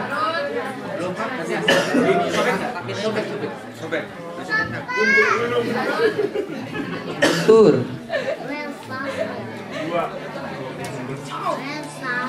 Pak Guntur.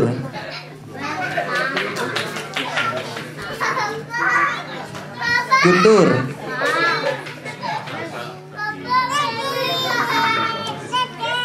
Pak Ando. Pak Guntur. Guntur. Guntur Tanjung. Pak Guntur. Dion Abdul Rauf.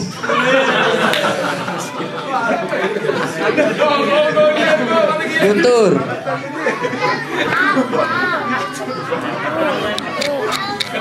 Guntur. Guntur. Guntur. Kosong.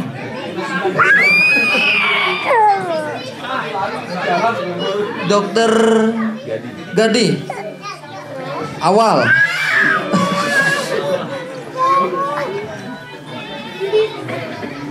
Kosong. Tidak sah.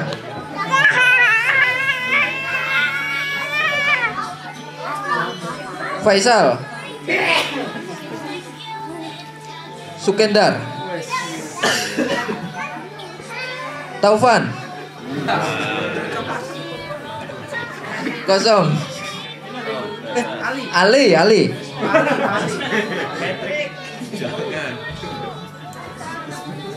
Guntur. Nggak diatur. Guntur.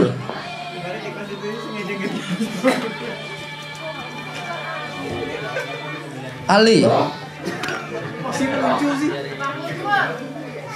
Guntur. Guntur. 2-0. 2-0. Awal. Terima kasih. Ali, apa Aji nih? Aji. Aji. Ada Aji. Aji ada. Aji.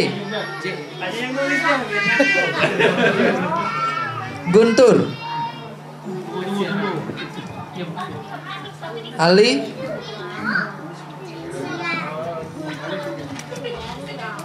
Faisal. Haji sebelahnya aja tuh.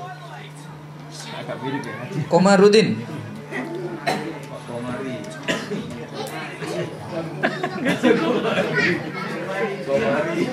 Komari Pak. Cuma ahli agama disebut Komarudin. Asal.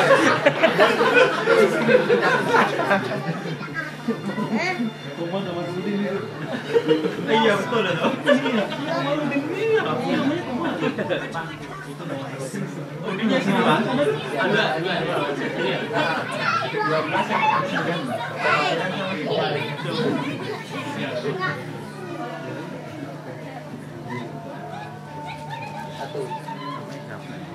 Guntur. Guntur Tanjung. Dr. Muhammad Godi. Guntur. Faisal. Budi Sunarto.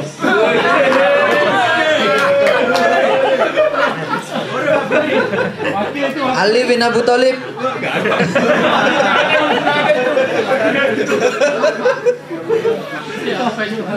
Tidak sah berarti. Satu tidak tadi. Ali bin Abi Thalib ada nggak? Nggak ada. Bukan binya salah ya? Tidak sah. Abang Kuntur. Kiss and hug. Dani. Guntur. Guntur. Guntur. Guntur.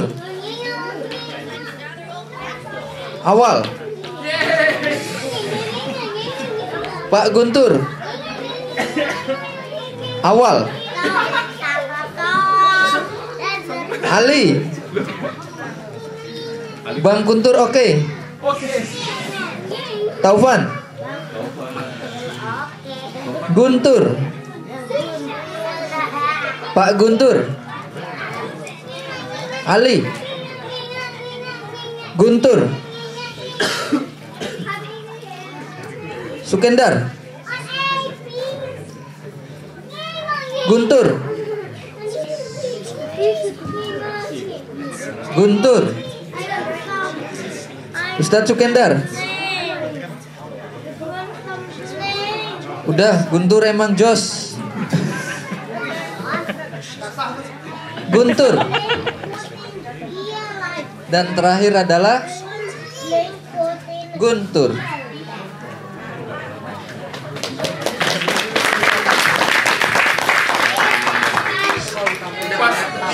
Ditawarkan, baik, terima kasih.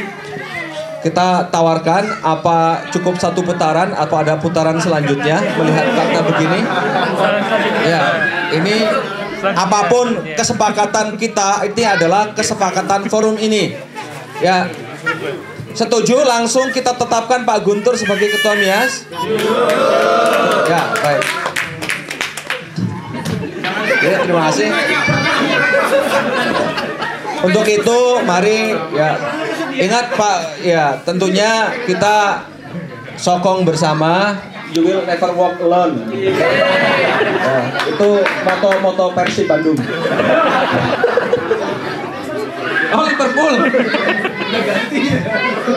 Jadi demikian Bapak-bapak, Ibu-ibu, jadi sudah Ketua MIAS periode tahun 2014-2015 adalah Pak Guntur. Untuk itu ya sah. Ya. Selanjutnya kepada ada sambutan kan dari ketua baru? Ya, sebelum serah terima kepengurusan sebelumnya dipersiapkan seluruhnya arsip-arsip apapun ya. Untuk sebelum serah terima maka akan ada sepatah dua kata dari Pak Guntur. Persilahkan Pak Guntur.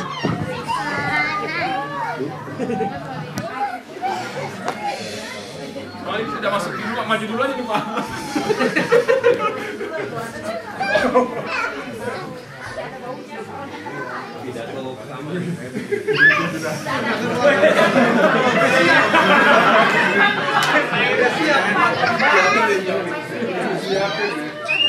Bismillahirrahmanirrahim. Assalamualaikum warahmatullahi wabarakatuh. Alhamdulillahirabbil alamin wassalatu wassalamu ala asrofil anbiya'i wal mursalin wa ala alihi washabihi ajmain. Allahumma shalli ala sayyidina Muhammad wa ala ali sayyidina Muhammad. Pertama sekali jujur saja saya nervous berat. Nervous berat ini seingat saya dahulu terjadi hanya sekali waktu saya mau menikah.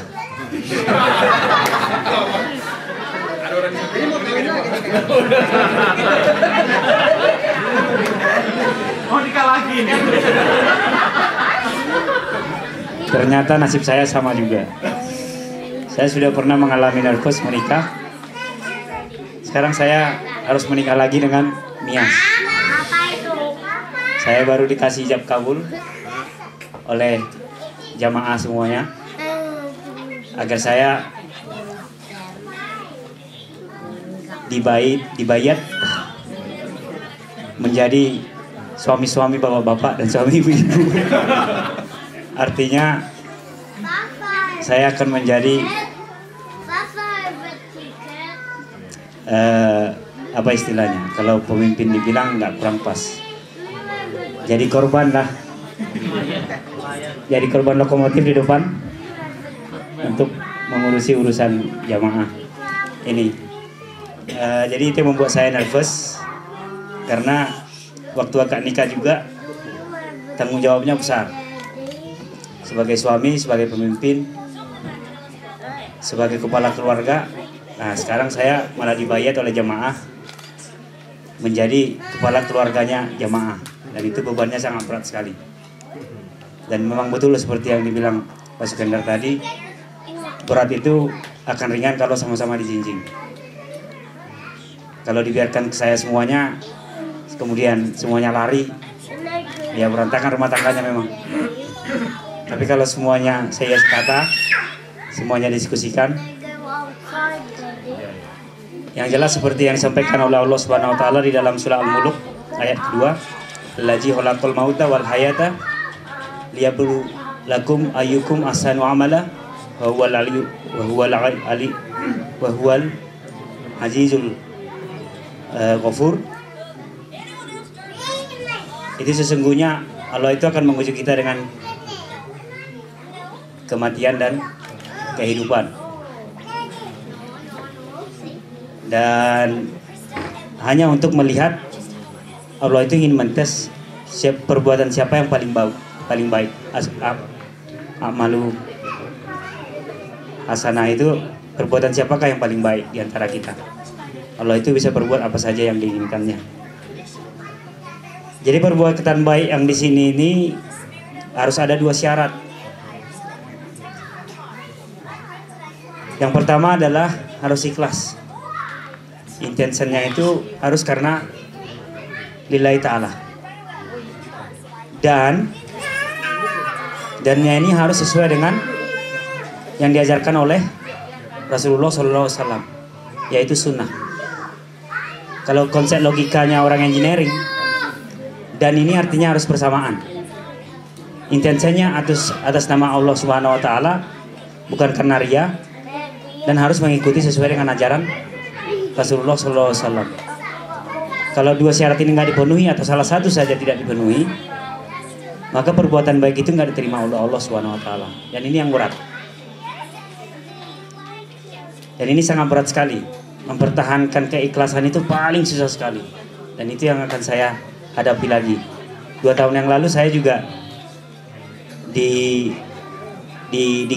ijab kabul oleh jamaah untuk menjadi pemimpin mereka.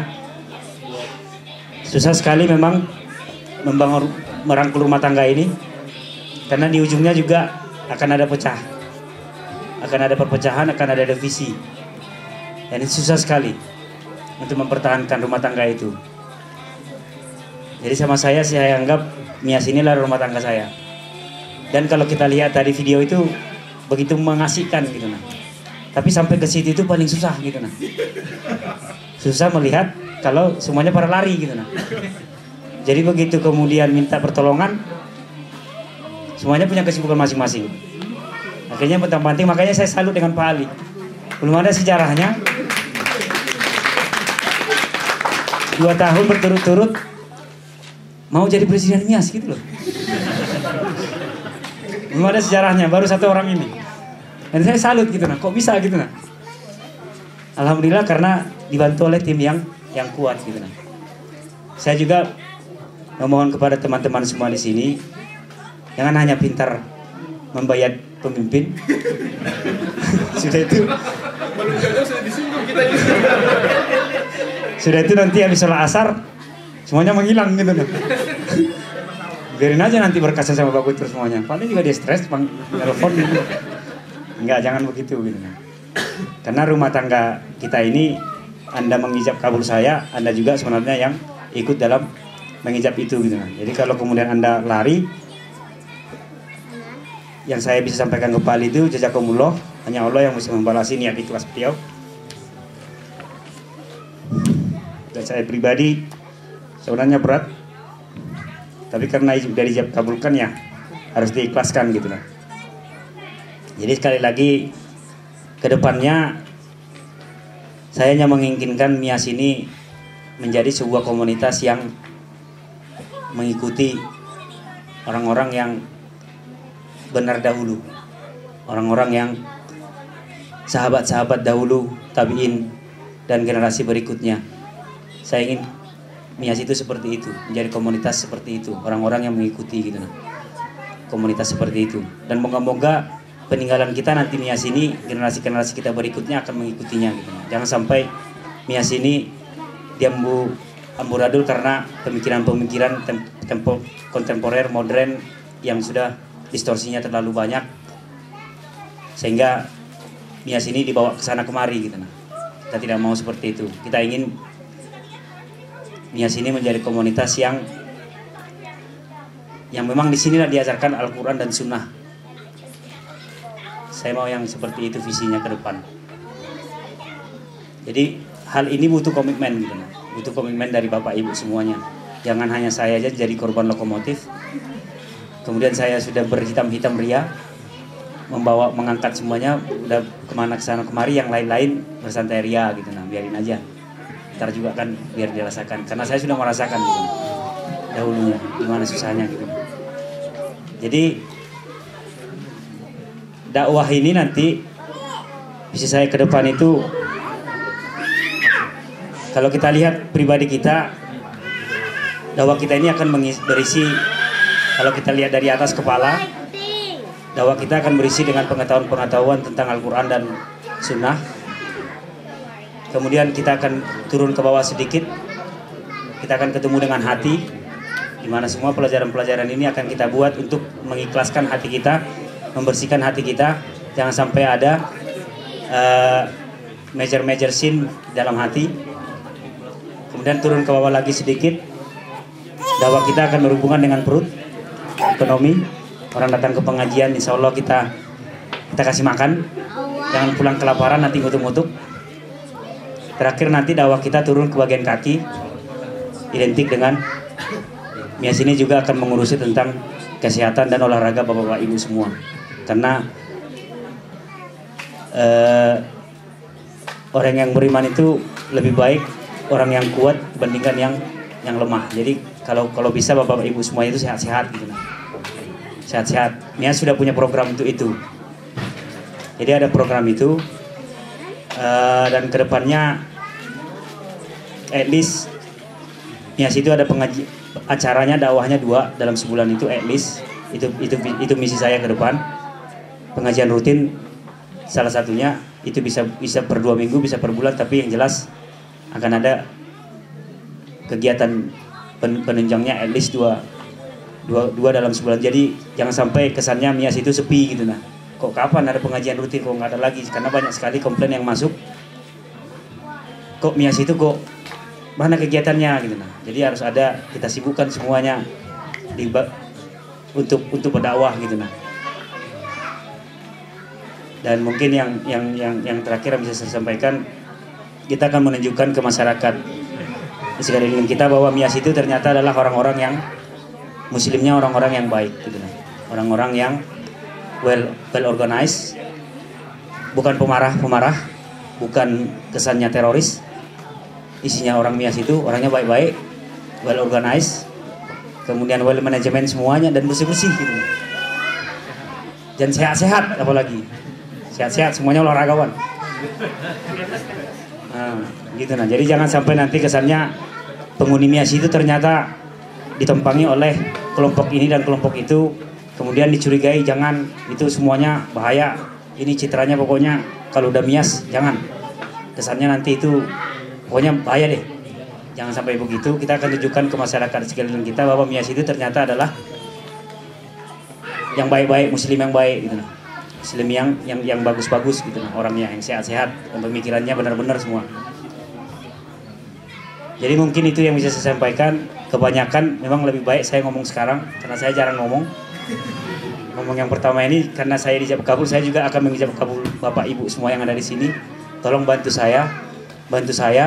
Kalaupun bapak ibu semuanya lari juga, nggak mau juga membantu, yang saya bisa hanya lakukan adalah hasbunallah wa ni'mal wakil. Sesungguhnya Allah itu sendiri sudah cukup untuk menolong agamanya sendiri, dan Allah itu adalah sebaik-baik disposer of affair. Allah itu adalah sebaik-baik yang bisa menyelesaikan semua masalah. Jadi kalau bapak ibu kemudian melarikan diri setelah saya ijab kabul, nanti Allah yang akan berurusan dengan bapak ibu semuanya.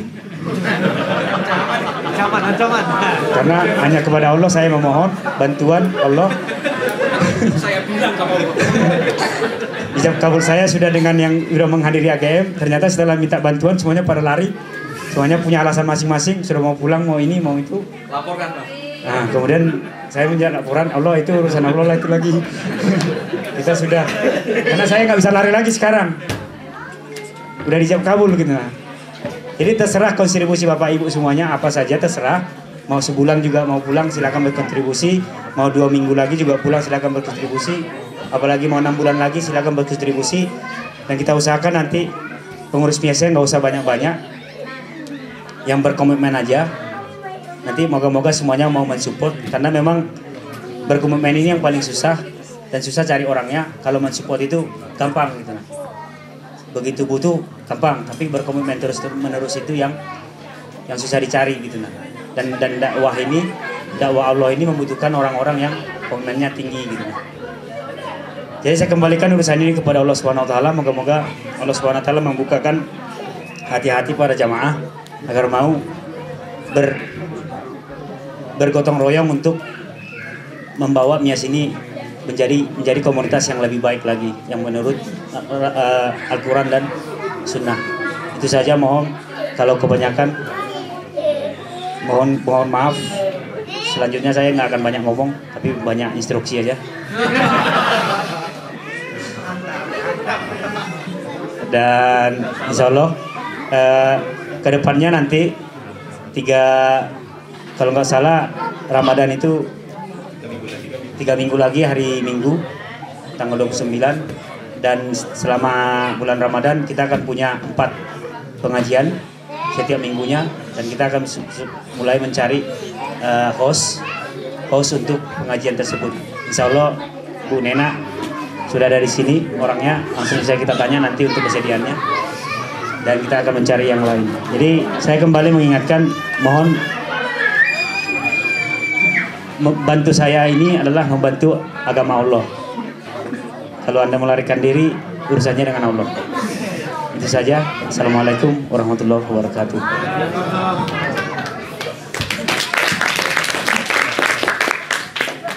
Terima kasih. Selanjutnya adalah serah terima kepengurusan. Ya. Silakan kalau mau didokumentasikan. Redaksinya juga saya tidak tahu. Ali nanti improvisasi.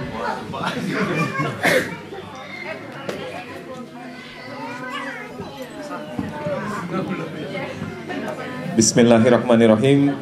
Pak Guntur, saya serahkan kepengurusan MIAS periode 2014-2015 berdasarkan pilihan dari para jamaah sekalian. Insya Allah amanah ini akan berada di tangan yang baik, di tangan yang tepat. Yang semoga Allah senantiasa bersama Pak Guntur dalam menjalankan amanah ini. Bismillah.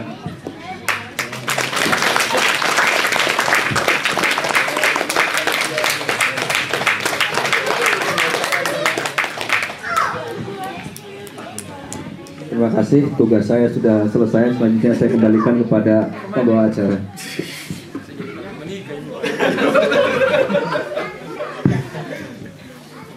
Demikianlah tadi serah terima. Alhamdulillah pengurus 2013-2014 merasa plong, sudah lepas tanggung jawabnya. 2014-2015 terasa muka beliau terlihat pucat. Itu nampaknya bahwa tandanya begitulah seorang yang menerima amanah, harus bukan malah bersenang-senang. Ya. Alhamdulillah selanjutnya kita akan break sholat asar di tempat ini, tapi tetap mengambil wudhu di tempat wudhu di musala. Kemudian setelah itu kita akan membagikan door prize. Siapakah yang beruntung? Kita tunggu. Selanjutnya setelah itu acara makan-makan dan minum-minum. Saya kira itu saja. Selanjutnya kita wudhu dan sholat. Terima kasih.